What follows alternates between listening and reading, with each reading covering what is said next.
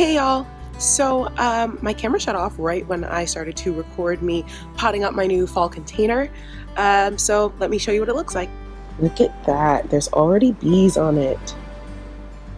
So cute! I tucked it right in here by my cute little lantern. This celosia is coming up today, so I figured this could be the perfect spot for it. And the little bees are already loving the sedum, which makes me really happy. And I just think it looks so sweet for fall. Here with my other fall container. So they're right across from each other. Okay, so that's all for now, and I'll see you in my next one. Bye!